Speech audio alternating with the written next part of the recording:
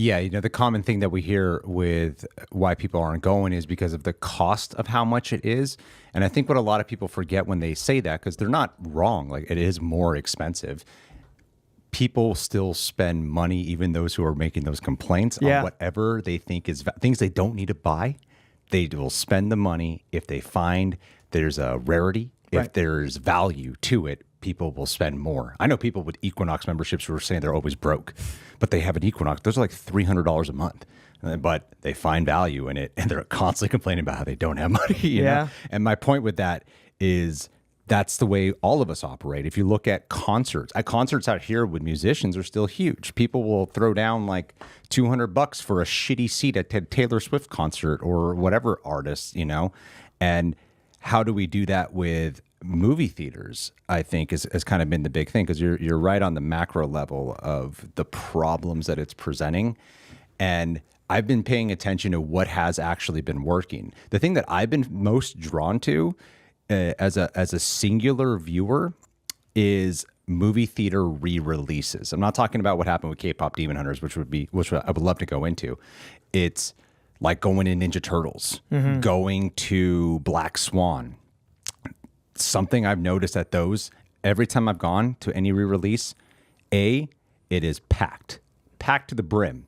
Secondly, people are actually not on their phones. Yeah. Every new release I go to, Weapons included, which is a big hit, people on their phones.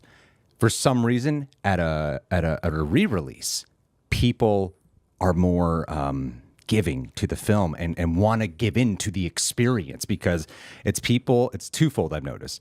It's people, they're either introducing someone to, it's threefold more. They're introducing someone who hasn't seen it, so they want them to be in it, because you want that experience. Like when you show your fiance a movie and you're like, I want you to be really in this because this movie means a lot to me.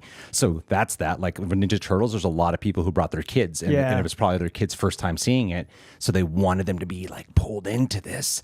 Secondly, it's also the individual viewer who wants to recapture that feeling, that nostalgic feeling of being in the theaters and watching this. And third, it's people who didn't catch it in the theaters, like myself most of the time, and I want to really experience it. This is like, because a re-release is also a shorter window, it becomes more special. And every time I go, packed. I didn't expect Black Swan to be packed. It was like fucking Black Swan. And I went there and it was jam-packed. And I was in the very back row. I didn't see one person on their phone the entire time. And it was kind of miraculous for a movie theater re-release on Black Swan on IMAX. And so that's that. I'm kind of thinking of, I'm seeing solutions. And there's a lot of like, we got to go back to the old ways. We got to go back to the old ways. And I'm finding re-releases to be some type of weird mixture. I did end up going to the Cosm event, Coy. Sorry. So there was this. Wasn't that cool? It was pretty cool. Yeah, I've recommended it to people. And honestly, I don't really get much alone time with Olivia. And I should have just been upfront about that. Like, I don't really get alone time when with you her. Didn't tell me in time past, I was like, they should have that. Yeah, that's what I inferred happened. Yeah, I should have been upfront about that. I was like people-pleasing mode. I didn't want to say something. But I'm so glad you enjoyed it. Like, it's a special way to watch a movie I've seen 100 times. It's so cool. So now that's like, okay, and then how do we make movie theaters feel special again? You and I have seen like outside of Terminator 2, there's no movie outside of Terminator 2 and Anchorman, there's no movie I've seen more than The Matrix. Yeah. So I've seen The Matrix countless times. It's one of those movies where I hear the lines before they come. I can feel the lines before they come. And what this event, there's this theater out here called the Cosm Theater. And how would you explain it? It's a sphere that is projecting the movie in the right ratio, but slightly elongated, and then they build new art around the movie that interacts in real time with the film itself. So it's like when you watch a movie at home and you've got those LEDs behind your TV, but instead of that, they built an artifice of a scene, and it changes by scene, and it immerses more of your senses into the film. Yeah. So it's like watching it anew. Yes. Like for me, it was the most different of an experience I've ever had on a rewatch ever. Unlike 4DX, which I find to be a very distracting experience. I think 4DX I'm trying to think if there was ever a time where I was actually immersed and not just like looking at the technicalities. Because this had the twofold experience where I'd be in admiration of what they did. it's so hard to explain a visual of what this is It's like going to the Grand Canyon. Your brain can't take it all in. It's so much. There's a center image, and then there's a sphere that's massive. Like the second you walk in, you're like, holy shit, this is huge. Is this going to be distracting and awkward? And I brought up how we've seen it so many times for a reason, because this felt fresh. I could not believe how much I was going like, I feel like I'm in the Matrix anew. Yeah. I felt like 1999. Yes. So like, okay, let's use a famous scene. When he's like dodging the bullets, they build like this whole thing where you're like in the city. There's like buildings to your left, right, up, down. Yeah. There's this whole thing. Or when Trinity is up whoosh, doing that famous move, the background follows with her. It's trippy. When they're in the program sequence, it goes all stark white, but the sound design makes you feel like you're in the program too. Yeah. That was so cool. That was so simple, but I was like, this is incredible. We need guns, lots of guns. It's like on your left and right.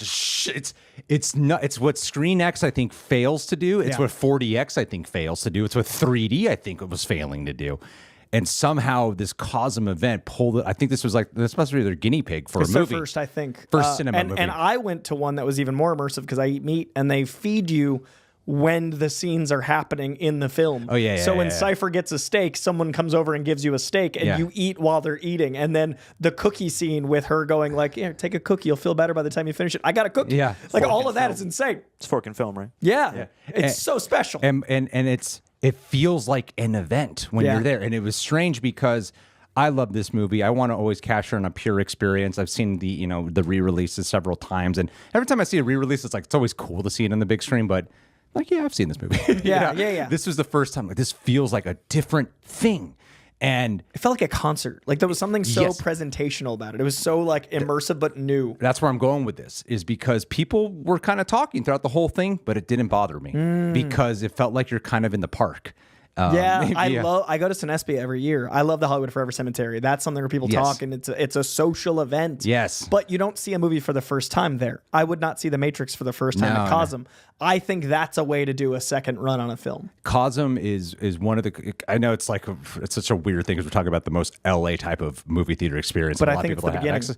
It is the beginning of something special that I really think more theaters have to apply how to do this thing. Cosm, please invite us to something. Like I want to go get. Like I just like whatever. If you see this Cosm, I want more like this. I want to see so many movies like this. Imagine T2 in that. That's the first movie I said. Like building out. The first thing I said when I was like, because we were living our riff and like, oh, Dune, Dark Knight, that'd be cool. T2, all the big movies, Yeah. It's the one time all these stupid Wizard of Oz things that are not even doing a show. It's the only time I'm like, you know what? I might be down for a bit of a Wizard of Oz treatment on Cosm Experience, actually. There's something to it. And so, that's another event where they're doing it, and it was packed to the brim. And they also have like in the lobby, it's all matrixed out. They're playing the club music, the Rob Dugan songs, and everything. Yeah, dude. They got the phone booths there. It's a way to really make it feel special. Did you go to the bar upstairs by chance? Yeah. The bar also was playing the soundtrack, and the drinks all felt like the movie. So even when you left the screen, the place felt themed.